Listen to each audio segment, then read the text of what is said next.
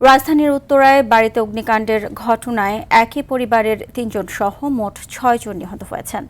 সকালে উত্তরার ১১ নম্বর সেক্টরের ১৮ নম্বর সড়কের ৭তলা বাড়ির দ্বিতীয় তলায় এই অগ্নিকাণ্ডের ঘটনা ঘটে। ফায়ার সার্ভিসের ৪টি ইউনিটের চেষ্টায় সকাল ১০টার দিকে আগুন নিয়ন্ত্রণে আসে। এ ঘটনায় আরও ৭ জন আহত হয়ে রাজধানীর বিভিন্ন হাসপাতালে চিকিৎসা নিচ্ছেন। উত্তরা পশ্চিম থানার ভারপ্রাপ্ত কর্মকর্তা জানান, প্রাথমিকভাবে ধারণা করা হচ্ছে রান্নাঘর থেকে আগুনের সূত্রপাত হয়েছে। এ ঘটনায় মোট ৬ জনের মৃত্যু হয়েছে।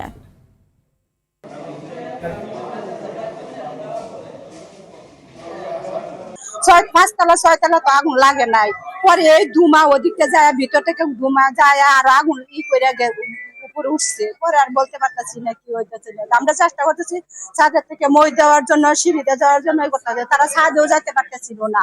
আশপাশে জানালা ভেঙে এদিক ওদিক করে চারিপাশ থেকে মানুষ সবকিছু অনেকের বাইর করছে। ওখান থেকে আমার এক লোক রিং দিছে যে ভাই আপনার ছেলে তো রিং দিছে আমার মোবাইল দিয়া, ওরা দুজনই বাপ ছেলে দুজনই ডেথ। ৬টি মৃত্যুর সংবাদ পেয়েছি, যার মধ্যে 3টি কুয়েত মৈত্রী হাসপাতালে, একটি হলো লুবানা হাসপাতাল, আর একটি হলো উত্তরা স্পেশালাইজড হাসপাতালে। এবং আমরা এইমাত্র একটি সংবাদ পেলাম যে ঢাকা মেডিকেলে একজন মারা গিয়েছিল। উত্তরায় অগ্নিকাণ্ড স্থলে আছেন সহকর্মী আলওয়ান খান। সরাসরি চলে যাচ্ছে তার কাছে।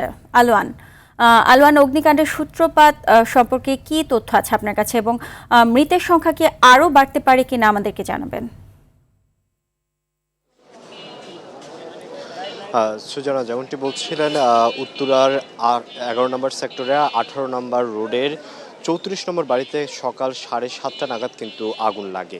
এবং আগুনের যখনই আগুন লাগে, আগুন কিন্তু ধাউ ধাউ করে জ্বলার এক পর্যায়ে দোতলা থেকে 3 তলা এবং ধীরে ধীরে বাড়তে থাকে। আমরা যদি আপনাকে এখানে যে ভবনটিতে আগুন লেগেছে সেই ভবনটি দেখাতে চাই, তাহলে দেখা যায় যে ভবনটা একদম এই পাশ ডান সাইডের দিকটা হচ্ছে একদম বিধ্বস্ত অবস্থায় আছে। এবং প্রতিটা একদম উপরে হচ্ছে একদম 6 তলা পর্যন্ত কিন্তু প্রতিটা ভবনে কিন্তু কিছু কিছু রেশ, আমরা আগুন যে লেগেছে তার কিছু রেশ দেখতে পাচ্ছি, কালো ধোঁয়া জমে আছে। আমরা ফায়ার সার্ভিস আমাদেরকে যে তথ্যটি দিল, সকাল 7:30টা নাগাদ আগুন লাগে এবং তাদের কাছে তথ্য যায় 7:50-এর দিকে, এবং তারা 8 মিনিটের ব্যবধানে এই ভবনে এসে পৌঁছায় এবং তারা আগুন নিয়ন্ত্রণ করার চেষ্টা করে এবং সম্পূর্ণ নিয়ন্ত্রণ করে 10টা নাগাদ নিয়ন্ত্রণ করে। আর তারপর এখানে ফায়ার সার্ভিসের বক্তব্য অনুযায়ী তারা যারা এখানে দগ্ধ হয়েছে তাদেরকে রাজধানীর বিভিন্ন হসপিটালে নিয়ে গিয়েছে। এবং সেখান থেকে হসপিটালে যাওয়ার পরেই কিন্তু আমরা প্রথম যে 3জন